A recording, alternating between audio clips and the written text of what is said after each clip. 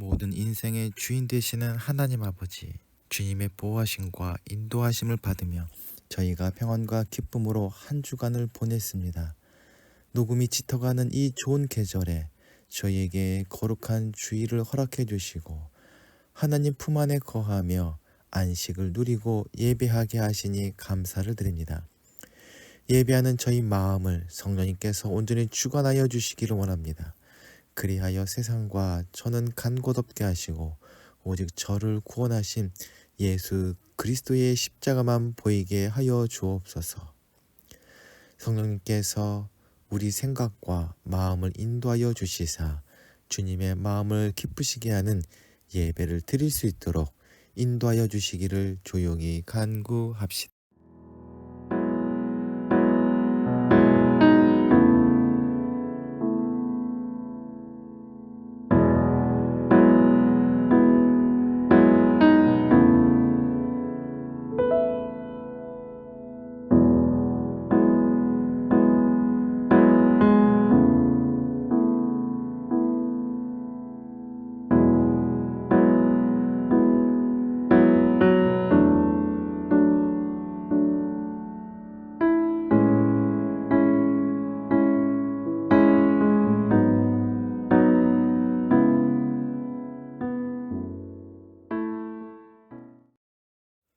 은혜와 사랑이 충만하신 하나님, 모든 것이 부족한 저희를 예배의 자리로 불러주시니 감사를 드립니다.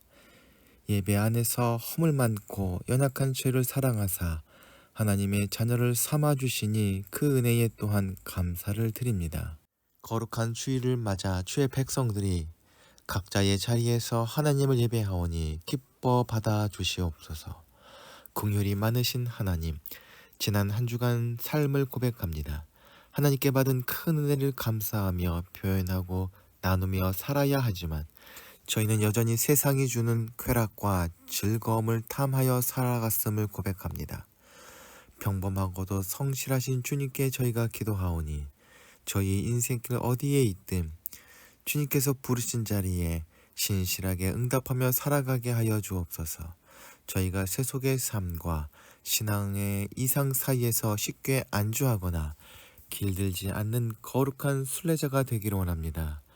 매일 마주하는 일상에서 일하며 쉬며 울고 웃으며 지내는 동안 고민과 성찰에 게으르지 않게 하시고 너무 큰 목표나 이상을 떠벌리며 살기보다는 묵묵한 태도로 주어진 삶에 충실하게 하여 주옵소서.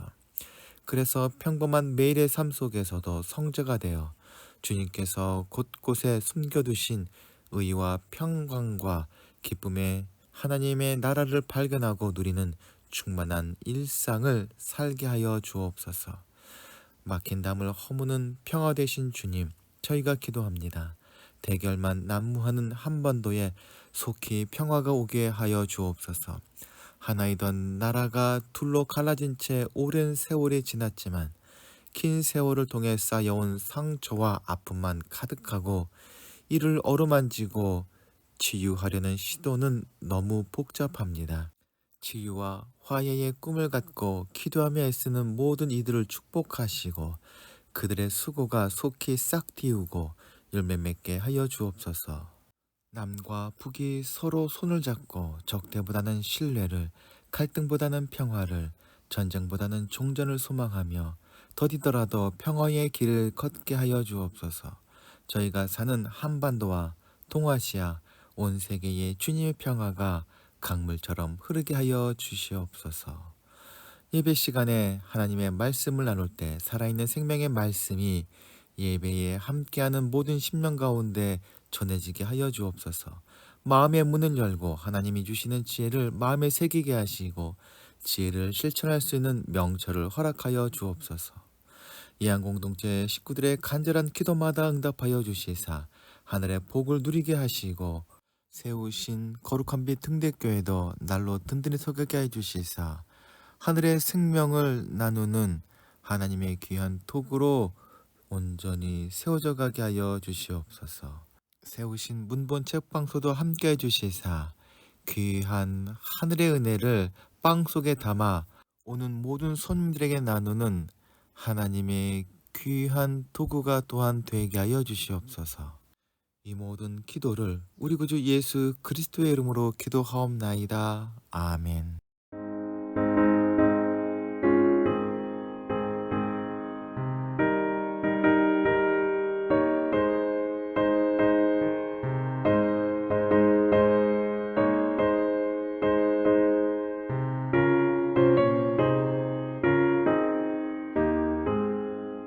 예수도 알기 원하네 크고 넓은 은혜와 계속해 주신 사랑을 간절히 알기 원하네 내 평생의 소원 내 평생의 소원 계속해 주신 사랑을 간절히 알기 원하네 성령이 스승되셔서 진리를 가르치시고 거룩한 뜻을 깨달아 예수를 알게 하소서 내 평생의 소원 내 평생의 소원 계속해 주신 사랑을 간절히 알기 원하네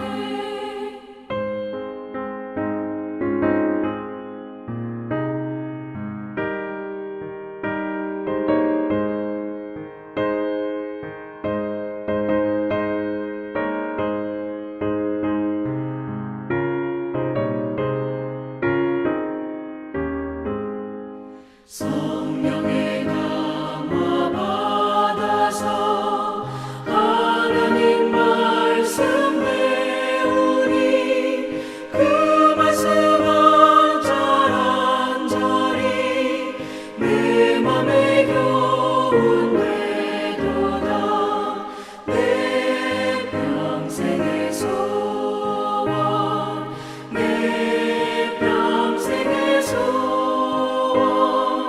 계속해 주신 사랑을 간절히 알기 원하네 예수가 계신 보좌는 영광에 둘려 있도다 평화의 왕이 오시니 그 나라 왕성하도다 내 평생의 소원 내 평생의 소원 계속해 주신 사랑을 간절히 알기 원하네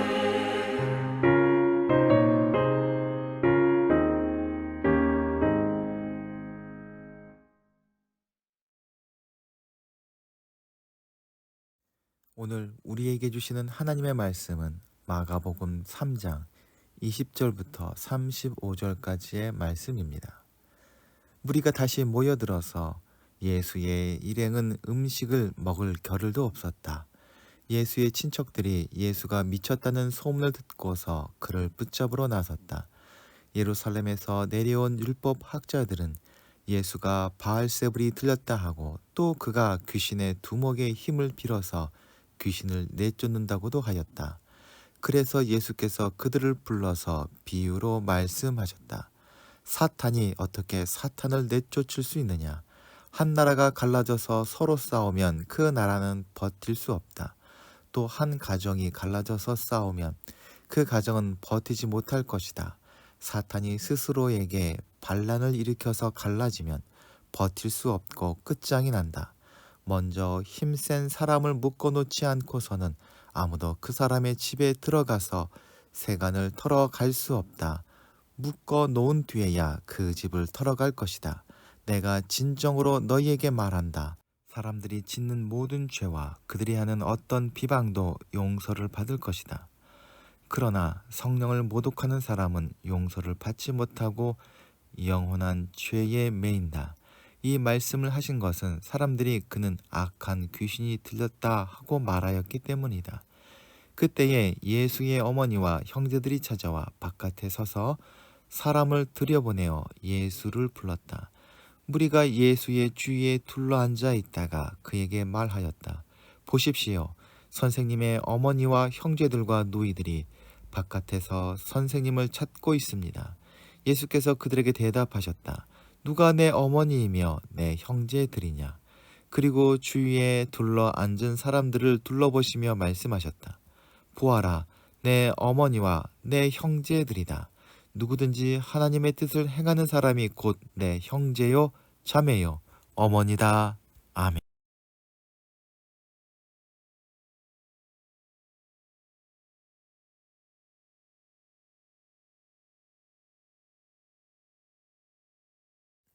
오늘 본문에는 세 부류의 무리가 등장합니다. 먼저는 예수님을 걱정하는 친족입니다. 그리고 예루살렘에서 내려와 예수님을 공격하는 율법학자들이 있고 마지막으로 예수님과 함께하는 사람들입니다.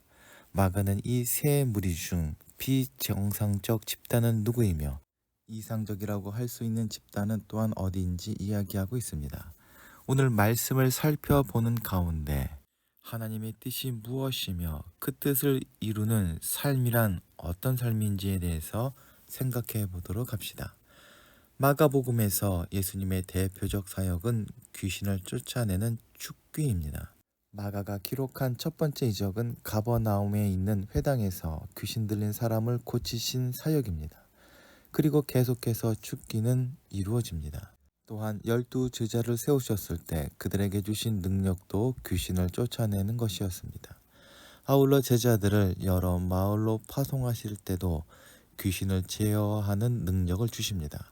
마가복음이 가장 짧은 복음서임에도 귀신이라는 이름이 다른 복음서보다 월등히 많이 나타납니다. 당시 사람들에게 축기란 병을 고치는 일에 포함된다 생각했는데 이것은 귀신이 질병을 일으키는 원인이라고 생각했기 때문입니다. 고대 근동에서 귀신을 쫓아내거나 이적을 행하는 것은 신의 영역에 속하는 일이라 여겨졌습니다. 그래서 이적이 일어나는 것을 보았다면 사람들은 어떤 신이 이런 일을 했는지 알려고 했습니다. 그래서 그 뜻을 파악하고 대응하려 했던 것입니다.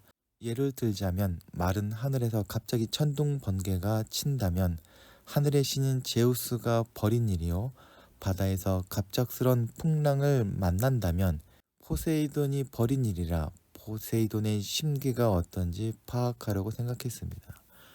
유일신 신앙을 가진 유대인들의 이적에 대한 생각은 이방인들의 그것과는 비슷하기도 했지만 다른 부분 또한 있었습니다. 출애굽 당시 모세가 행한 이적을 이집트의 마술사도 흉내내었듯이 하나님이 하시는 일을 사탄도 흉내낼 수 있다고 생각했습니다. 즉 축기 또한 하나님의 일이나 사탄 또한 흉내낼 수 있다고 생각했던 것입니다. 유대인들이 귀신이 쫓겨나는 것을 보았다면 두 가지 가능성이 떠올랐을 것입니다. 먼저 하나님께서 하신 일일 수도 있습니다. 그리고 쫓겨난 귀신보다 더 강력한 존재의 수작일 수도 있다는 가능성입니다. 예수님을 싫어하는 사람들의 생각은 당연히 후자였을 것입니다. 오늘 본문 20절을 보면 예수님께서 전도 여행을 마치시고 어떤 집으로 들어가셔서 식사를 하셨던 것 같습니다. 아마도 가버나움에 있던 베드로의 집이었을 것이라 추측할 수 있습니다. 이 와중에도 많은 사람들이 소문을 듣고 모여들어 이들을 응대하느라 예수님과 제자들은 식사할 겨를도 없었습니다.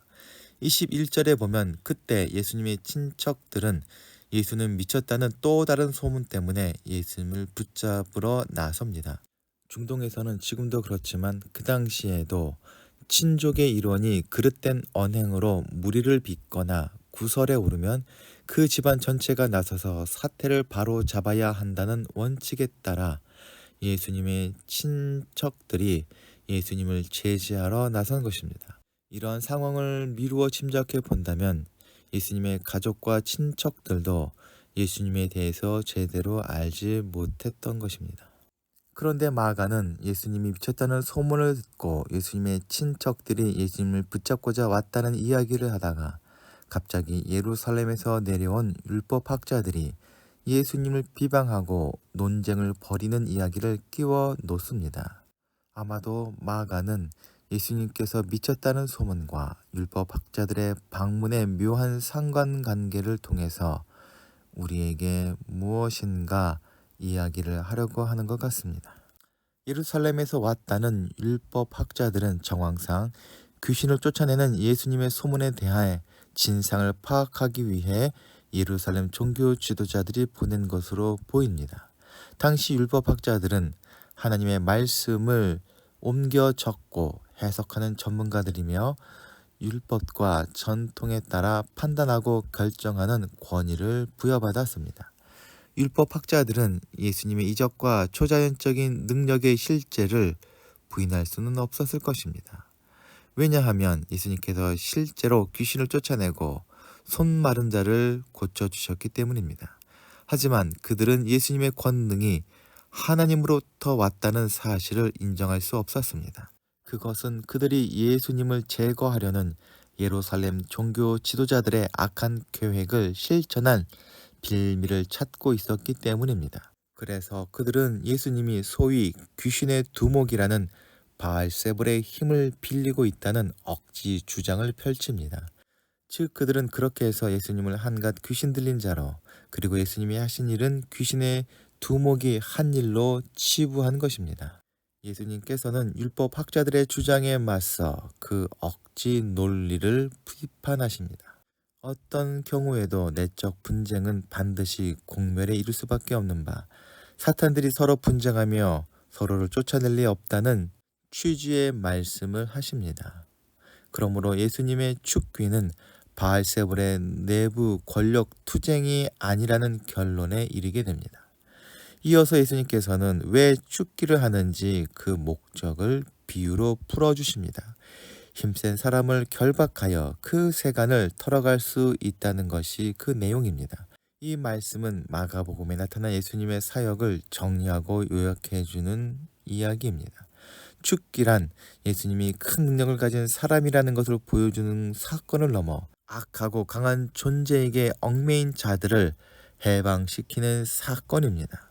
따라서 예수님의 축기는 이 하나님의 해방이요 구원의 역사입니다. 즉 하나님 나라가 우리에게 임하였음을 보여주는 가장 강력한 증거입니다. 이어서 예수님은 놀라운 이야기를 하십니다.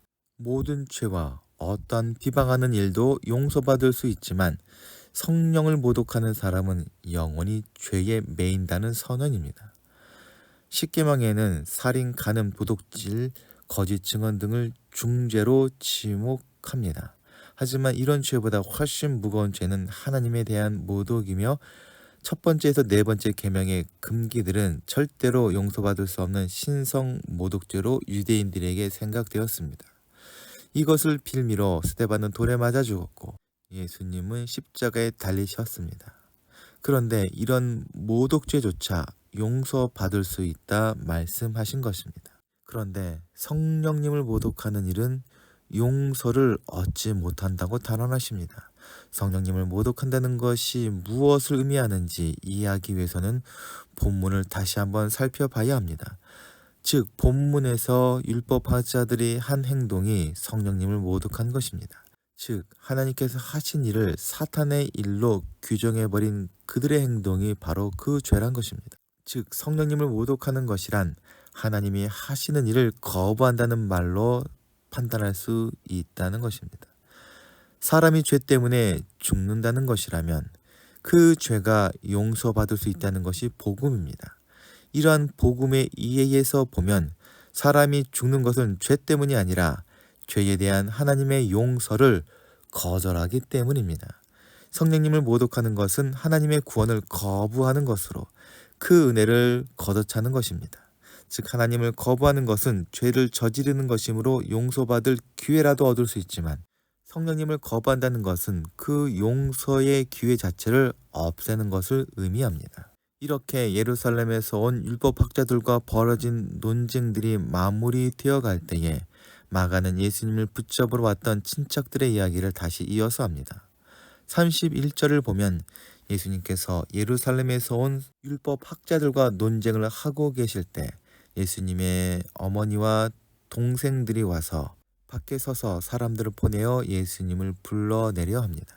이러한 상황을 무리들이 예수님께 알리는데 보십시오. 선생님의 어머니와 형제들과 누이들이 바깥에서 선생님을 찾고 있습니다. 아마도 가족들이 왔으니 바쁘시더라도 잠깐 짬을 내어 나가서 만나야 하는 것이 도리라고 생각했던 것 같습니다. 마가복음에서 집이란 예수님께서 사람들에게 말씀하시고 가르치시고 묻고 대답하며 대화하는 장소입니다. 집이란 모든 사람에게 공개된 산, 들, 바다와 달리 예수님의 제자들과 같은 친밀한 사람들과 함께하는 자리로서 복음서 기자들과 독자들에게는 교회를 연상시킵니다. 집, 즉 교회 밖으로 나오라는 권유는 박해 속에 있었던 마가 공동체가 직면한 현실을 반영합니다. 마가복음 공동체를 향해 집 밖으로 나오라, 즉 예수를 버리고 교회의 공동체를 떠나라고 회유한 이들은 그들의 가족들이었을 것입니다. 그리고 교회 공동체를 비방하고 공격해서 마침내 그들을 유대 사회에서 쫓아낸 사람들은 율법학자들로 상징되는 유대 종교 지도자들이었습니다. 집 밖에 가족들이 예수님을 찾아왔다는 무리의 말에 예수님 만나기는커녕 전혀 뜻밖의 대답을 하십니다. 예수님께서는 혈육인 자신의 형제와 어머니를 가족으로 부르지 않습니다. 대신에 예수님께서 계신 집에 둘러앉아 끼니마저 잊은 채로 말씀을 듣고 있는 무리를 가리켜 나의 가족이라 부르십니다. 그들이 예수님의 가족인 이유는 그들이 하나님의 뜻대로 행하고 있기 때문이라 말씀하십니다. 고대 세계에서 가족은 철저히 아버지를 중심으로 형성되었습니다. 하나님은 예수님의 아버지이십니다. 그러니 하나님의 뜻을 행하는 이들이 예수님의 가족인 것입니다. 이것이 바로 예수님이 이 땅에 오셔서 선포하신 복음의 내용입니다. 민족, 피부 색깔, 남녀노소, 빈부귀천의 차별이나 혈통이 아닌 오직 믿음으로 하나님의 나라 백성이 되게 하시고 나아가 하나님의 식구가 되게 하신다는 이 위대하고 엄청난 선포가 바로 복음입니다. 이 일을 위해서 예수님은 이 땅에 오셨고 십자가에 못 박혀 죽으시고 장사한 지 사흘 만에 부활 승천하시어 외아들이 아니라 하나님의 맏아들이 되셨습니다. 예수님은 그분을 믿는 자들에게 하나님의 자녀가 되는 권세를 주시고 친히 그들의 맏형이 되심으로 그분이 누리는 모든 영광을 동생들과 함께 나누기로 하셨습니다. 이것이 예수 그리스도 가운데 나타난 하나님의 놀라운 은혜입니다. 오늘 본문에는 예수님과 관련된 세 부류의 공동체가 나옵니다. 먼저는 혈연으로 맺어진 가족 공동체 혹은 친척입니다. 그리고 율법학자들로 상징되는 유대 공동체가 나오며 이들은 율법의 권위를 기반으로 구성되는 공동체입니다. 마지막으로 예수님의 말씀을 듣기 위해 모인 사람들로 이루어진 제자 공동체입니다. 이 중에서 주님이 인정한 공동체는 하나님의 뜻을 행하는 사람들로 이루어진 제자 공동체뿐입니다. 이 한 공동체는 성령님의 인도하심으로 주님의 제자 되어 하나님의 은혜를 누리는 진정한 하나님의 가족된 제자 공동체라 부를 수 있을 것입니다. 하나님의 가족된 공동체는 혈연이나 지연 혹은 종교적 권위로 유지하는 공동체가 아닙니다. 그런 공동체는 오늘 나오는 예수님의 가족이나 율법 학자들처럼 예수님이 누구신지 알지 못하고 하나님의 뜻을 행하기는커녕 그것조차 이해하지 못하므로 구원에 있어서 빈 껍데기에 불과합니다. 오직 예수님만을 바라보고 우리를 위해 가신 십자가의 길을 믿음으로 받아들이고 따라갈 수 있는 사람만이 하나님의 뜻을 행하는 예수님의 제자가 될 수 있습니다. 그래서 이 한 공동체의 식구들 모두 성령님의 인도하심 안에서 하나님의 가족된 삶을 살아가게 되시길 소망합니다. 다 함께 기도하시겠습니다. 사랑과 은혜가 충만하신 하나님, 저희가 이전에는 죄와 사망의 종노릇하였지만 이제는 예수 그리스도의 은혜 아래 살고 있음을 감사드립니다.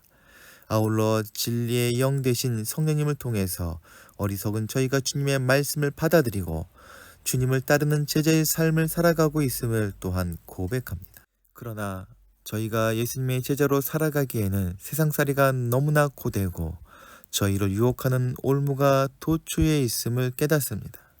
매일 매 순간 성령님의 인도하심과 도우심으로 말미암아 이 모든 것을 이기고 하나님의 뜻을 행하는 하나님의 자녀여 그리스도의 제자로 살아가게 하여 주옵소서. 우리 구주 되신 예수 그리스도의 이름으로 기도하옵나이다. 아멘. 함께 공동체의 고백을 하시겠습니다. 하나, 우리는 문제가 있습니다. 둘, 문제에는 끔찍한 대가가 있습니다. 셋, 하나님은 해결책을 가지고 계십니다. 넷, 그 해결책은 믿음으로 누립니다. 지금은 죄와 죽음에서 우리를 구원하시는 예수 그리스도의 은혜와 하늘과 땅을 창조하신 하나님의 무한하신 사랑과 성령님의 감동하심과 교통하심이 이 시간 머리 숙인 이양 공동체 식구들 위해 그 가정과 기도하며 진행하는 모든 일들 위해 지금부터 영원토록 함께하여 주시기를 간절히 축원하옵나이다. 아멘.